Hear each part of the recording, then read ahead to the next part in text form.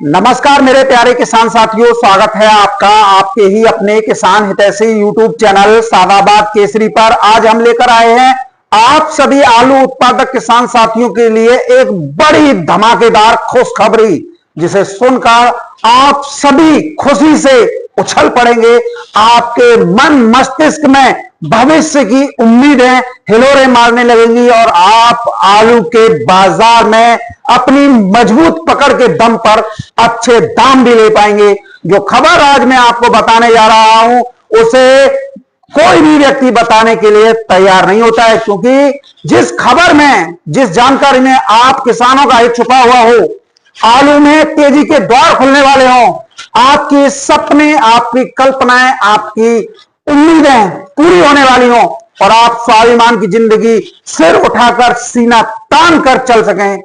ये कोई नहीं चाहता है। लेकिन आज हम आपको बताने जा रहे हैं। वीडियो शुरू करें उससे पहले आप सभी लोगों से निवेदन है, जिन्होंने अभी तक अपना चैनल सब्सक्राइब नहीं किया है वो फटाफट से चैनल को सब्सक्राइब कर लें। वीडियो को जंगल में आग की तरह फैलाते हुए व्हाट्सएप, फेसबुक ग्रुपों में अनिवार्य रूप से शेयर किया करें। वीडियो पसंद आए तो दबा के लाइक मारा करें, क्योंकि इस प्रकार की वीडियो कोई भी दलाल यूट्यूबर्स या उनके आका आप लोगों तक नहीं पहुंचाने देते और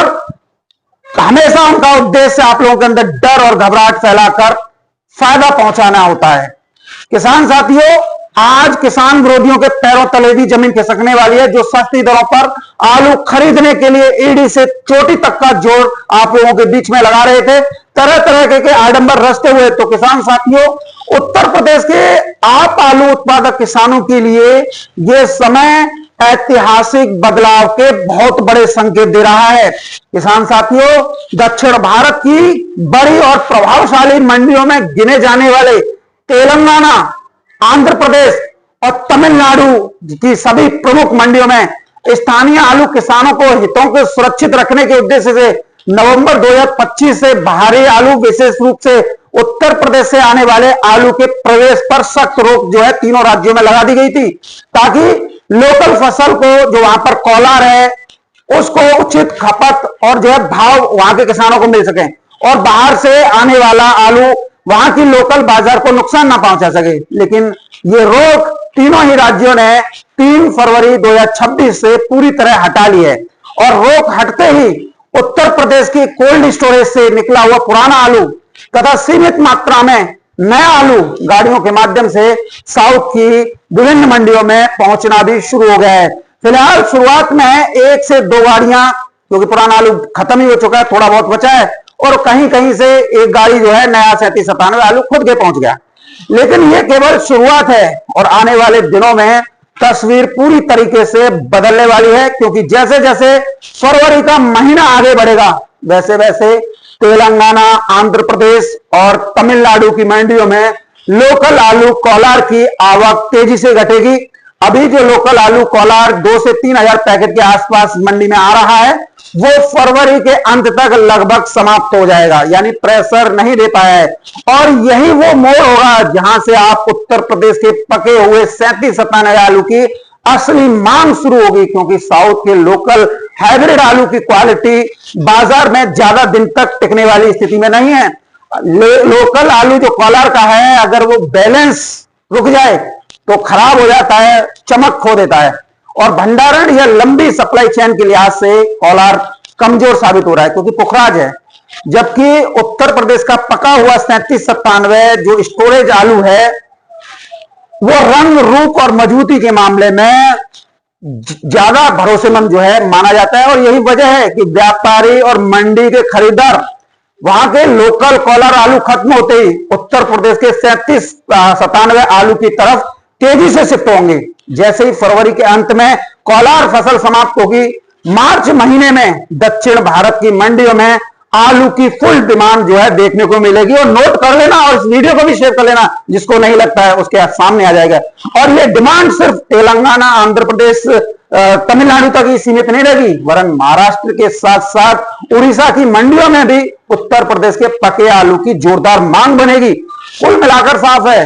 नवंबर से फरवरी तक जो रोक और दबाव इन 4-5 राज्यों में रही वहां की सरकार की वजह से, वो अब इतिहास बनने जा रही है। और आने वाले समय में उत्तर प्रदेश के 37-97 आलू किसानों और व्यापारियों के लिए ये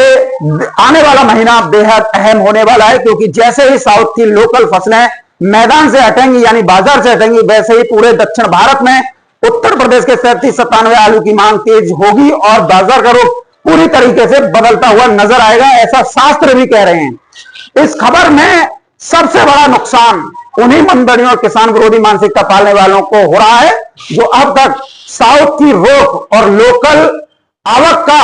बहाना बनाकर या मंडियों में ज्यादा गाड़ियां आ रही हैं या ज्यादा आलू आ रहा है, इसका बहाना बनाकर भाव दबाते रहे। क्योंकि जैसे ही तेलंगाना, आंध्र प्रदेश और आगे चलकर तमिलनाडु और महाराष्ट्र की मंडियों में उत्तर प्रदेश के पक्के आलू की मांग खुलेगी, तो इन लोगों के भाव गिराने की सारी साजिशें, सारी रणनीति जो है फेल हो जाएंगी और किसानों के सामने इनकी पोल खुल जाएगी। अब किसान के पास बेचने के लिए मजबूरी नहीं बल्कि कई विकल्प होंगे, जिससे मंदड़ियों की दबाव की ताकत टूटेगी। और दूसरा नुकसान यह होगा इन लोगों के लिए जो लोग जानबूझकर लोकल हाइब्रिड आलू की ज्यादा आवक दिखाकर बाजार कमजोर बताने का नाटक कर रहे हैं, खासकर दिल्ली आजतपुर मंडी, फर्रुखाबाद मंडी के। और इन लोगों की सच्चाई भी किसानों के सामने आएगी, क्योंकि ये जो लोकल हाइब्रिड आ रहा है ये फसल भी हमारे यहाँ पर संबल का, फर्रुखाबाद का, ये भी खत्म होने वाली है। तीसरा बड़ा झटका यह होगा कि स्टोरेज आलू को लंबे समय तक रोककर किसान को डराने की चाल उल्टी पड़ जाएगी, क्योंकि मांग निकलते ही वही आलू तेजी का कारण बनेगा। और सबसे अहम बात यह है किसान साथियों कि आप लोगों को यह साफ संदेश मिलेगा कि बाजार हमेशा मंदड़ियों के इशारे पर नहीं चलता है,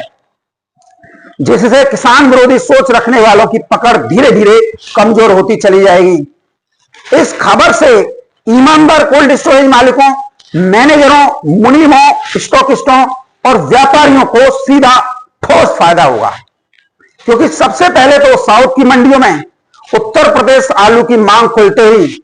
स्टोरेज में रखे हुए पके आलू, क्योंकि स्टोर होगा होली के बाद जो खुलेगा, आलू की निकासी मुझे लगता है, अनुमान है, मार्च में ही शुरू हो जाएगी, जिससे कोल्ड स्टोरेज का रोटेशन भी सुधर जाएगा और समय पर माल बाहर निकालने से क्वालिटी भी बनी रहेगी। दूसरा सबसे बड़ा फायदा यह होगा जब मांग वास्तविक होगी तो सौदे मजबूरी में नहीं बल्कि सही बाजार भाव पर होंगे, जिससे ईमानदार व्यापारियों को दलालों और मंदड़ियों की मनमानी से बाहर निकलने का मौका मिलेगा और कोल्ड स्टोरेज समय पर भी जो है खाली हो जाएंगे नवीन सत्र के भंडारण के लिए। तीसरा फायदा मैनेजरों और मुनीमों को होगा कि जिन पर अक्सर गलत एंट्री, दबाव बनाने और किसानों को उलझाने का जो दबाव ये खेल खेलते हैं, क्योंकि तेज निकासी के माहौल में पारदर्शी हिसाब किताब और साफ लेन देन ही हमेशा काम आएगा। चौथा सबसे बड़ा अहम लाभ यह है कि जब साउथ और महाराष्ट्र जैसी बड़ी खपत वाली मंडियां खुलेंगी, हालांकि जा रहा है, ऐसा नहीं जा रहा हो, पर अल्प मात्रा में जा रहा है, तब स्टॉकिस्टों को माल रोककर सट्टा खेलने की जरूरत ही नहीं पड़ेगी, बल्कि नियमित सप्लाई से स्थायी मुनाफा मिलेगा। और कुल मिलाकर यह खबर आलू के बाजार में भरोसे का माहौल जो है बनाएगी, जहां ईमानदार लोग मजबूत होंगे और किसान व व्यापारी दोनों के हित एक ही दिशा में चलते हुए नजर आएंगे। केवल ईमानदारों की बात कर रहा हूं, दलालों की नहीं। इस खबर का असर ऐसे यूट्यूबर्स पर भी साफ दिखाई देगा जो किसानों को सच्ची जानकारी देने की बजाय हमेशा दलाल व्यापारियों और चंद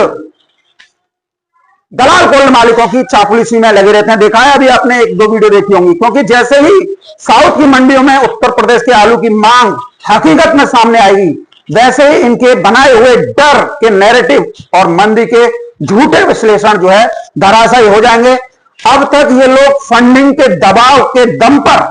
भाव गिराने वाली बातें, डर फैलाकर किसानों को भ्रमित करते रहे हैं ये यूट्यूबर, लेकिन जब बाजार जमीन पर उल्टी कहानी बोलेगा तो किसानों का भरोसा इन पर से टूट जाएगा। दूसरा असर यह होगा किसान साथियों कि आप लोग समझने लगेंगे कि कौन सच में आप लोगों की आवाज उठा रहा है और कौन कैमरे के सामने दलालों की स्क्रिप्ट पढ़ रहा है, जिससे इन यूट्यूबर्स की विश्वसनीयता और व्यूवरशिप पर दोनों पर सीधा असर जो है पड़ेगा। तीसरा बड़ा झटका इन यूट्यूबरों के लिए यह होगा, जैसे जैसे किसान जागरूक होंगे वैसे वैसे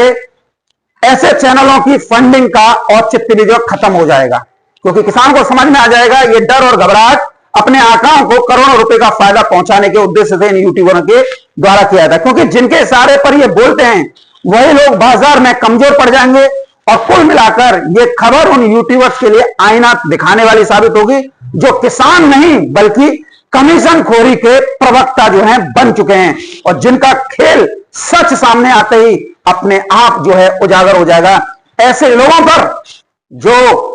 खेतों में घुसकर एक पौधे के नीचे 20-30 दाने दिखाकर किसानों में डर फैलाते रहे हैं, अब सबसे बड़ा असर पड़ेगा कि उनकी बनाई हुई झूठी तस्वीरें खुद उन्हीं के लिए भारी पड़ जाएंगी। अब जब असली बाजार में तेजी और मांग दोनों निकलकर सामने आएंगे तो उनकी बातें और उनके वीडियोस मजाक लगने लगेंगे। किसान समझ जाएंगे कि बम्पर पैदावार तो थी ही नहीं, सस्ती दरों पर आलू खरीदने का दिमाग से खेल चल रहा था जिसमें यूट्यूबर्स सहभागिता कर रहे थे। अब इनकी बनावटी विशेषज्ञता और कैमरे के पीछे के खेल की पोल जो है खुल जाएगी। जैसे ही खुदाई का काम तेज होगा वैसे ही खेतों से ही साउथ मंडियों के लिए आलू की सीधी लोडिंग शुरू भी हो जाएगी, क्योंकि तेलंगाना हो, आंध्र प्रदेश हो, उड़ीसा हो, तमिलनाडु हो, जो आगे चलकर महाराष्ट्र हो, सभी मंडियों में लगभग लोकल की जो फसलें वहां पर चल रही हैं समाप्ति की ओर हो जाएंगी। हालांकि इंदौर जा रहा है वो भी समाप्त हो जाएगा, और वहां के व्यापारियों को तुरंत और निरंतर सप्लाई की जरूरत पड़ेगी, खासकर आड़तियों को भी। ऐसे में आलू को स्टोरेज में घुमाने की बजाय खेत से सीधे ट्रक में भरकर भेजना ज्यादा फायदेमंद और व्यावहारिक होगा, क्योंकि इससे कोल्ड स्टोरेज तक पहुंचने वाले खर्चे और उसका किराया कम हो जाएगा। खुदाई के शुरुआती दौर में ही अगर क्वालिटी और साइज बाजार की मांग के मुताबिक रहेगा तो साउथ की मंडियां तुरंत हाथों हाथ माल को उठाएंगी, जिससे किसान को नगद भुगतान और तेज रोटेशन का लाभ मिलेगा। खेत से सीधी लोडिंग का मतलब यह भी होगा कि किसान पर कोल्ड स्टोरेज का अनावश्यक खर्च और जो जोखिम होता है यानी कि सूख निकलती है वो भी जो है खत्म हो जाएगा, और मंडी तक पहुंचने में समय की बचत होगी। जैसे जैसे खुदाई का चरण आगे बढ़ेगा और साउथ की मांग मजबूत होगी वैसे वैसे ये ट्रेंड और तेज होता जाएगा, और आलू का एक बहुत बड़ा हिस्सा खेत से ही दक्षिण भारत की मंडियों की तरफ निकलता दिखाई देगा, जिससे पूरे सीजन में बाजार की दिशा और दशा के साथ भाव दोनों किसानों के पक्ष में बनते नजर आएंगे। खुदाई शुरू होते ही खेतों पर ही सौदों में तेजी आने की पूरी संभावना बन रही है, क्योंकि साउथ की मंडियों में लोकल आलू जो कॉलर है वो तेजी से खत्म हो रहा है और बाहर से आने वाले माल की जरूरत बढ़ती हुई जा रही है। ऐसे माहौल में व्यापारी स्टोरेज का इंतजार करने के बजाय कि हम स्टोर से खरीद कर भेजेंगे, उससे उलट खेतों पर ही सौदे पक्का करना जो है ज्यादा सुरक्षित और फायदेमंद समझ रहे हैं। यही वजह है कि शुरुआती खुदाई में ही जो आलू कारोबार जगत से जुड़े लोग हैं, जिस तरीके से खबरें आ रही हैं, तो 600 से 700 रुपए प्रति कट्टा के भाव खेतों पर ही बनने की स्थिति नजर आ रही है। मांग सामने से खुली होगी, ट्रक सीधे साउथ के लिए लोड होंगे और किसान के पास माल रोकने की मजबूरी नहीं रहेगी। जैसे जैसे खुदाई का चरण आगे बढ़ेगा और साउथ की डिमांड स्थितियां स्पष्ट होंगी वैसे वैसे खेतों पर कंपटीशन बढ़ेगा। हर व्यापारी फिर आलू लेने की चाह रखेगा, जिससे भाव को और ज्यादा तेजी का सहारा मिलेगा। कुल मिलाकर बाजार की चाल यही और इसी ओर इशारा कर रही है कि इस बार शुरुआत ही खेतों पर मजबूत सौदों के साथ होगी और 600 से 700 रुपए प्रति कट्टा का भाव शुरुआती स्तर पर पूरी तरह संभव होते हुए दिखाई दे रहा है, जो अभी तक 500 से 550 रुपए प्रति कट्टा तक जो है कोल्ड पहुंच छट्टा छट्टा के चल रहे हैं और गड्ढ वही 400 से 450 चल रहे हैं। इस समय किसानों के लिए सबसे जरूरी है कि आप लोग घबराने की बजाय हालात को समझें और अपना आत्मविश्वास बनाए रखें, क्योंकि बाजार साफ संकेत दे रहा है कि मांग किसान के पक्ष में बनती हुई जा रही है। इसलिए सबसे पहली सलाह यह है कि आप सभी किसान अधूरी जानकारी, डर और घबराहट पैदा कर माहौल खराब करने वाले लोगों की बातों पर भरोसा ना करें। हर खेत की पैदावार अलग अलग होती है और कुछ पौधों में जो लोग 15, 20 या 25 दाने दिखाकर माहौल खराब करने वाले लोगों का साथ देने की बजाय या उनकी वीडियोस पर भरोसा करने की बजाय अगर आप अपने दिमाग से काम करें तो आप बढ़िया ले लेंगे। अगर इनकी बात ना करेंगे तो पूरे सीजन का फैसला इन आप 20-25 दानों से करना समझदारी नहीं, क्योंकि वो बीज माफियाओं का गैंग है। उत्तर प्रदेश में 22 डिसमिल का 1 बीघा होता है। इस लिहाज से देखें तो 10 से 12 कट्टे का बीज जो है खेतों करता है तो पैदावार 200 से 300 कट्टे की बीघा की आनी चाहिए, फिर 40-45 की क्यों आती है? जो बीज माफिया किसानों को गुमराह करते हैं, इनकी वीडियोस का फायदा दलाल उठाते हैं जिन्हें सस्ती दरों पर आलू खरीदना होता है। दूसरी अहम सलाह आप किसानों के लिए यह है कि खुदाई में कभी भी जल्दबाजी ना करें,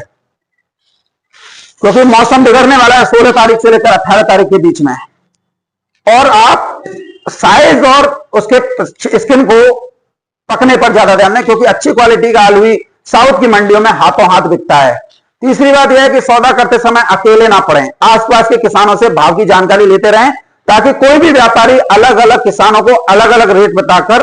फायदा ना उठा सके। चौथी और सबसे जरूरी सलाह आप लोगों के लिए है कि अपने माल की कीमत आप खुद तय कर रहे हैं और अपना आत्मविश्वास बनाए रखें, क्योंकि जब मांग सामने से खुल रही है तो किसान मजबूर नहीं है बल्कि निर्णायक स्थिति में होंगे। और अंत में आप लोग यही याद रखें कि हर साल बाजार कुछ ना कुछ सिखाता है, जो दबा है वही उछला है। इस बार सीख यह है, धैर्य रखकर सही समय पर फैसला करने वाला किसान ही असली फायदा उठाएंगे। इसलिए अपने अंदर आत्मविश्वास और जोश बरकरार बनाए रखें, किसी से डरे नहीं, न घबराहट में आए, बल्कि समझदारी के साथ अपने आलू का सौदा करें। और ये साउथ की ही नहीं, वरन मैं आपको दिल्ली आजतपुर मंडी के बारे में भी, इससे आप जो समझदार किसान हैं वो इसी से आइडिया लगा लेना, क्योंकि जो हाइब्रिड आलू है, जो संबल का है, फर्रुखाबाद कन्नौज का है, वो भी अब जो है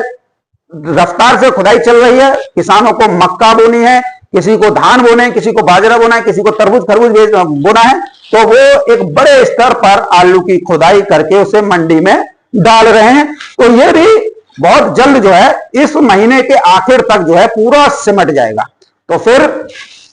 37-97 साउथ के लिए है, चिप्सोना सूर्या दिल्ली आजतपुर मंडी के लिए है, तो आप लोगों को घबराने की कोई भी तनिक भी आवश्यकता नहीं है। दिल्ली आजतपुर मंडी के आड़तिया का खेल एक सोची समझी रणनीति का हिस्सा होता है। ये लोग किसानों को संबल है या आपका चंदौसी है, बबराला है या बदायूं का बिलसी है, उजानी है, ऐसे क्षेत्रों में किसानों को, जो मध्यम किसान होते हैं, उनको फंडिंग करके उनको जो है आलू करवाते हैं। और एक ऐसा किसान कोई नहीं है जिसके पास में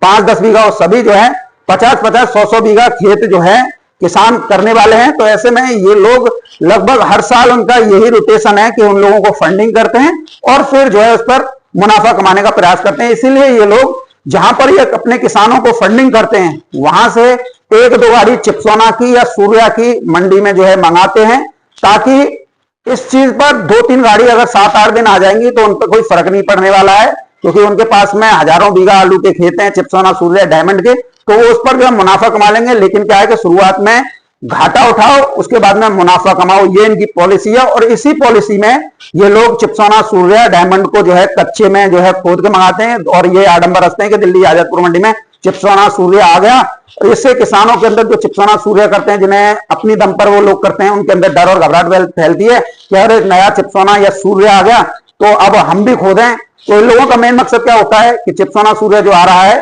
अब उस पर जो है फ्लो जो है बरकरार बने रहे। और हमेशा पहले लोगों की चाल ये थी कि हाइब्रिड आलू की तुलना पक्के आलू से कर रहे थे, लेकिन जैसे ही पक्के आलू का जो कोल्ड स्टोरेज का चिप्सोना सूर्या है, चिप्सोना के रेट आपने सुने पुराने सूर्या चिप्सोना के 750 से लेकर 950 तक था, सूर्या के आपने जो पक्के कोल्ड का है उसके रेट 1400 रुपए प्रति कट्टा तक सुने, तब आप लोग इसमें कंपेयर किए कि हाँ भाई पक्का आलू तो अच्छे रेटों पे बिकता है, और ये लोग जो है हमसे डर और घबराहट बना रहे हैं। अब इन लोगों का क्या है नैरेटिव कि ये जो चिप्सोना सूर्या मंगा लो, इसके दाम 450-500 कर दो, तो जो खोद रहा है वो भी जो है ये देख ले कि रेट कम है तो वो जल्दी से मंडी में खोद के लाए, वो स्टोर ना जाए। अब इस आपातस्थिति में क्या होता है, जो आड़तिया, जो स्टॉकिस्ट आलू की फंडिंग नहीं कर पाए, या उन्हें आलू का स्टॉक अपने हाथों में एक बफर है उसमें लेना है, यानी कम दाम में ज्यादा पैकेट लोड करना है, स्टोर करना है और उस पर बाद में मुनाफा कमाना है, तो वो इस तरीके की क्रियाकलाप करके